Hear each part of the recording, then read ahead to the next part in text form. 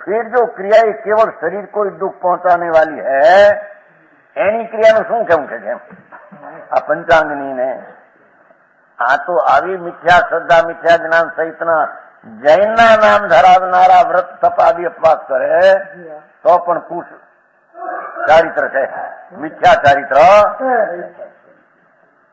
ગ્રહિત મિથ્યા ચારિત્ર એમ. તો પછી क्रिया केवल शरीर को दुख पहुंचाने वाली आगे आवशे.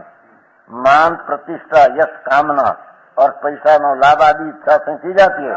तरसावर जीवों की हिंसा करने वाली है, उनमें तो आत्महित की कल्पना ही नहीं की जा सकती. ये कारण आचार्यों ने ऐसी क्रियाओं को मिथ्या चारित्र कहा. समझाय छे काई? અને પંચાંગની તપને में અગણિત રસ્તાવર जीवों की हिंसा होती है. जटाजुट जटा रखे ने जो वगैरह उत्पन्न होते हैं. शरीर को राख लगाने से, तिलक मुद्रा आदि करने से मान प्रत्यय आदि की भावना स्पष्ट दृष्टिकोण होती है. इन्हीं प्रकार आत्म लगाने शरीर को खेद मात्र होता है, कोई आत्मलाभ प्रतीक नहीं होता. सबका यूं आत्मज्ञान पुरुषों ने मिथ्या चारित्र कहा है. ધરાવનારા પણ મિથ્યા દર્શન મિથ્યા જ્ઞાન ઊંધાથી જે વ્રત ધારણ કરે એ પણ કુચારિત્ર છે. અને અનુમતિની આવી ક્રિયાઓ ખેદ ખીન શરીરને કરનારી ये पण मिथ्या चारित्र. स्वपर का विवेक नहीं होता. मैं कौन हूं पर बनाते हैं.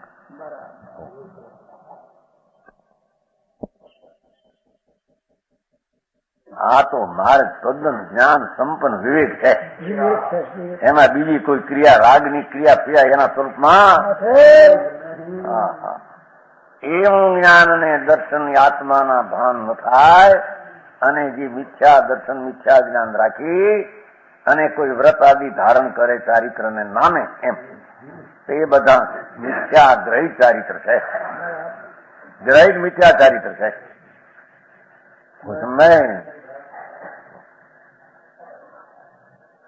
વસ્તુ અનેક ધર્માત્મક છે.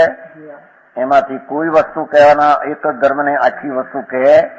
વિષય કશાદી પુષ કરવા વાળા કુગુરુ ના બનાવેલા કુમતી વાળા એ બનાવેલા શાસ્ત્રો સમજાય છે. સર્વજ્ઞ પરમેશ્વર ત્રિલોકનાથ કેવળ જ્ઞાની એમણે કહેલા, એને અનુસારે આચાર્યોએ રચેલા. એના સિવાયના કુમતીએ કરેલા સર્વ પ્રકારના ખોટા શાસ્ત્રોને ધર્મ બુદ્ધિ થયો એમ છે ને. આમ તો વાત હે બધા ગમે વાત છે ને. આ શાસ્ત્ર છે, આમાં કઈ નીકળશે તત્વ આમાં છે એમ બુદ્ધિથી લખવા, લખાવવા, ભણવા, ભણાવવા, એ સાંભળવા અને સંભળાવવા, એને ગ્રહિત મિથ્યા જ્ઞાન કહે. સમજાણું કાંઈ?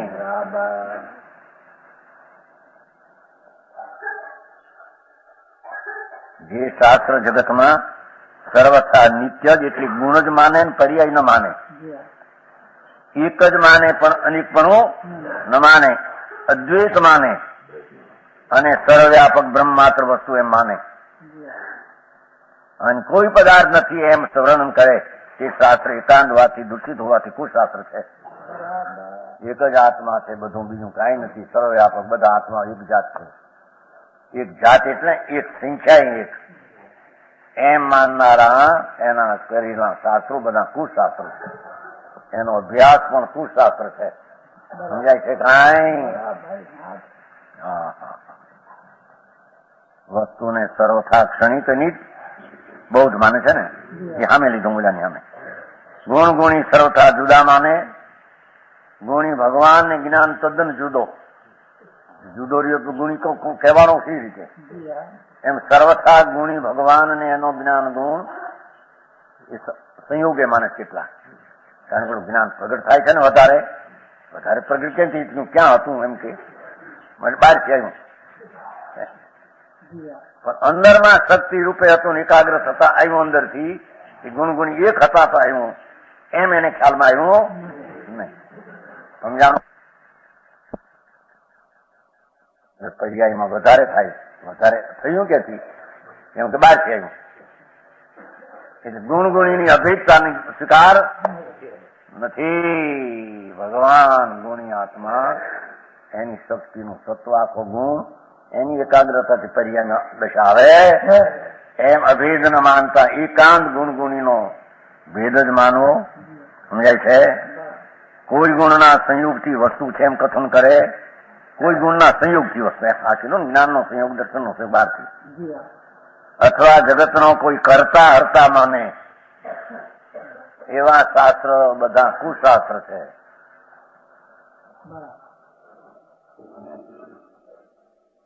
અને નિયંતા છે એમ વર્ણન કરે. એક નિયંત્રિત બધી વસ્તુને રાખનારો એક ભગવાન છે. સમજાય છે? વસ્તુ જ વ્યવસ્થિત નિયંત્રિત છે. એને કોઈ નિયંતા કરતા માને એવા જે શાસ્ત્ર હોય બધા કુશાસ્ત્ર છે. એનો ભણવું, અભ્યાસ કરવો, ભણાવવું, સાંભળવું, સંભળાવવું બધું મિથ્યા જ્ઞાન છે.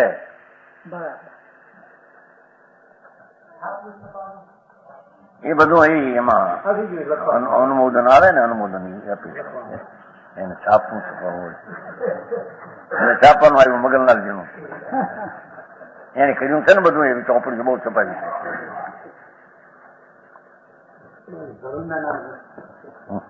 એ લૌકિક વાત છે. એ કઈ ધર્મ હોય તો એ વેપારની વસ્તુ. તથા જો આમાં જરી વાત કરી છે ને કે કુમતી રચિત સૂતનો અભ્યાસ છે ને, એમાં કપિલાદી, એમાં બધા આવે છે.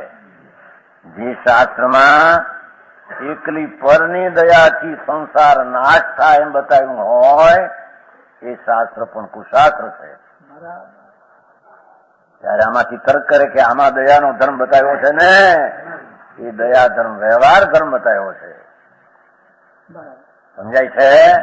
સર્વજ્ઞના શાસ્ત્રમાં પરની દયાનો શુભ ભાવ, એ નિશ્ચય પોતાનો સ્વભાવ, અરાગીની દશા શ્રદ્ધા પ્રગતિ છે. ત્યારે એ શુભ ભાવને વ્યવહાર ધર્મ કહેવામાં. વ્યવહાર ધર્મથી સંસારનો નાશ ન થાય. સમજાય છે? કાંઈ પરમાર્થ ધર્મથી સંસારનો નાશ થાય. કેમ? સંસાર એ વિકાર છે, રાગ, ઉદય ભાવ. એ સ્વભાવ ચિદાનંદ છે, એને આશ્રય સંસારનો અભાવ થાય. એમ ન બતાવતા ફક્ત પરદ્રવ્યની દયાના ભાવ આવે છે ને. મેઘકુમારના અધિકારમાં આવે છે, જ્ઞાતા સૂત્ર છે ને, એમાં આવે છે તાંબરમાં કે હાથીના જીવે પેલો જીવની દયા પડી. હાથી હતો, હાથી સાંભળ્યું છે ને વર્ણન. મેઘકુમારનો જીવ હતો, એ પૂર્વ ભવે હાથી હતો. ભગવાનના વખતમાં એમ કહે શ્રેણી રાજકુમાર. એ હાથીના ભવમાં વનમાં પોતે રહેતો હાથી. દા લાગ્યો, દા મોટો દા લાગ્યો. એટલે એક ઠેકાણે બધા જનાવરો એક જગ્યાએ ભેગા થવા માંડ્યા.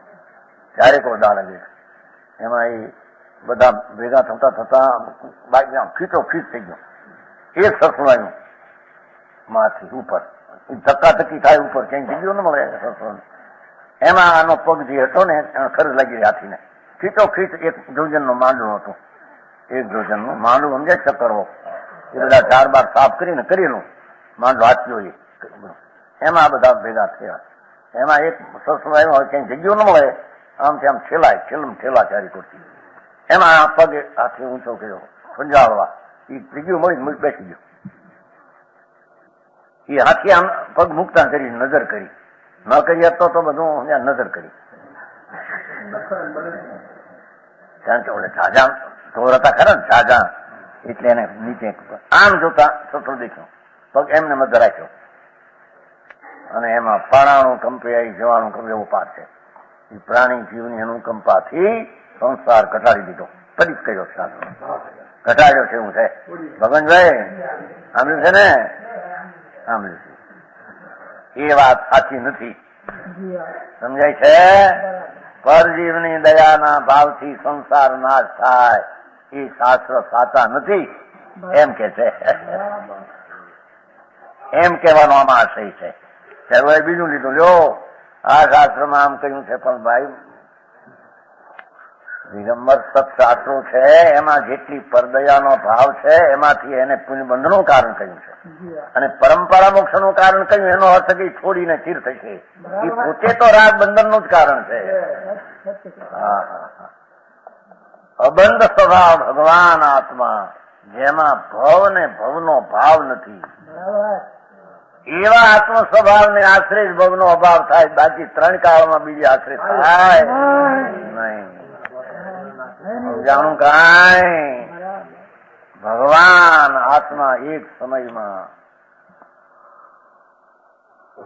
જ્ઞાન ને આનંદ નું પૂર પ્રભુ આત્મા છે. એના પ્રવાહમાં તો ભવના અભાવનો જ પ્રવાહ હોય. એમાં ભવ એમાં છે જ નહીં. ભવનો રાગ એ વસ્તુમાં નથી. એવી વસ્તુ ભગવાન આત્મા, એનો આશ્રય કરતા જ ભવનો અભાવ થાય.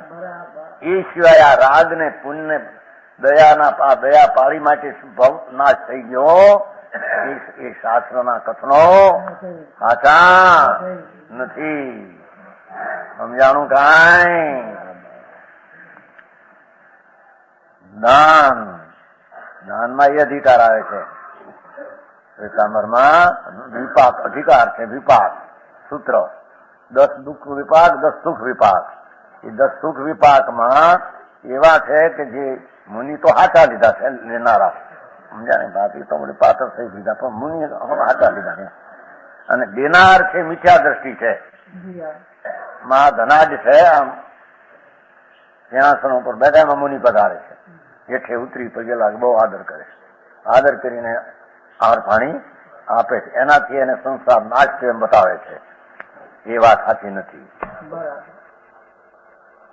સમજાય છે કાંઈ? 10 વિપાક અધિકાર છે. સુખ વિપાક નો આખો વિપાક સૂત્ર છે. એમાં 10 બોલો મિથ્યા દ્રષ્ટિએ મુનિઓને હાર આપ્યા, સંસાર નાશ કર્યો એવો પાઠ છે. એ વાતો તત્વની નથી. એ સત્તત્વથી વિરોધ શાસ્ત્ર છે. સમજાણું કાંઈ? ભાઈ એ વાત આમાં કહી હતી. પછી એને ઓલા લઈ ગયા, જો કે હા આમાં ઉપદેશ કીધી, બધાને કુશાસ્ત્ર કહે છે. આપણામાં એમ આવે છે ને કુશ. ભાઈ એમ નથી ભાઈ, એમ આવતું નથી બાપા, તને ખબર નથી ભાઈ. સર્વજ્ઞ સંતોના કહેલા, મહામુનિના કહેલા આવે છે ને, મહાશ્રમણો 50 કાયમ એમ આવે છે પહેલી ગાથા. મહાશ્રમણે કહેલા કે પછી એમના અનુસારે મહાસંતોએ કહેલા. દિગંબર સંતો કુંદાચાર, પૂજપાદ સ્વામી સમર્થભદ્ર આચાર, નેમિચંદ્ર આચાર, અમરચંદ્ર આચાર વગેરે મહાસંતોએ કહેલા. એમાં કોઈ ઠેકાણે સ્વદ્રવ્યના આશ્રય વિના પરથી લાભ થાય મોક્ષનો, ધર્મનો, એમ વાત હોઈ શકે જ નહીં. બરાબર સમજાય છે કાંઈ? અને પરથી તો એની શાસ્ત્રને જે કહેવું છે એ સમજતો નથી. એને પોતાને કુશાસ્ત્ર થઈ પડ્યા, શાસ્ત્રના અર્થ કરનારને. બરાબર સમજાણું કાંઈ? વાંધાથી વાંધા જે છે કે એવું જે પરને દાન, એમાં શુભ ભાવ હોય છે. શુભ ભાવ હોય છે. કેમ કે પરાશ્રિત વ્યવહાર, સ્વાશ્રિત નિશ્ચય. તો પરાશ્રિત જેટલો ભાવ સાક્ષાત તીર્થંકર હોય એને આર દેવાનો ભાવ પણ શુભ છે. પણ એ જીવ સંચિત એવો જ હોય એને તો એને કારણે મુક્તિને પાત્ર થાય છે. સમજાણું કાંઈ? મુનિ કે તીર્થંકરો સદમતમાં હોય ને આર દેવાનો ભાવ કોઈ બીજા કરે, એટલા ભાવ માત્રથી ભવનો અભાવ, એ રાગથી ભવનો અભાવ એમ હોઈ શકે જ નહીં. સમજાણું કાંઈ? એ રાગને કારણે દાનથી ભવનો અભાવ માને તો એ શાસ્ત્ર સત્ય નથી. શાસ્ત્ર એને સત્ય કહીએ કે જે વસ્તુ સ્વભાવ એક સમયનો વિકલ્પ સિવાયની ચીજ, એવી ચીજની દ્રષ્ટિ જ્ઞાન ને એનો આશ્રય કરતા ભવનો અભાવ થાય. એ કથન અનાદિ અનંત સત્ય સર્વજ્ઞના ગર્નગાત છે. એ કથનો શાસ્ત્ર છે. એથી વિરોધ કથન સમ્યક શાસ્ત્રમાં હોય નહીં. સમ્યક શાસ્ત્રમાં વિરુદ્ધ હોય જ નહીં. સમજાણું કાંઈ? મિથ્યા શાસ્ત્રમાં તો ખુલ્લી વાતો એવી હોય કે આ પ્રમાણે જો આમ દીદાન પરિભાવ કરી સંસાર કર્યો. સમજાણું કાંઈ? ધર્મચંદજી પણ કોને એ વિચાર કરવા છે? મન તન શું છે સત્ય? જ્યાં પીડ્યા એ પીડ્યા ને એમાં થઈ. સમજાણો? એવા દાન અભયદાન દે તોય શું પરને શુભાવ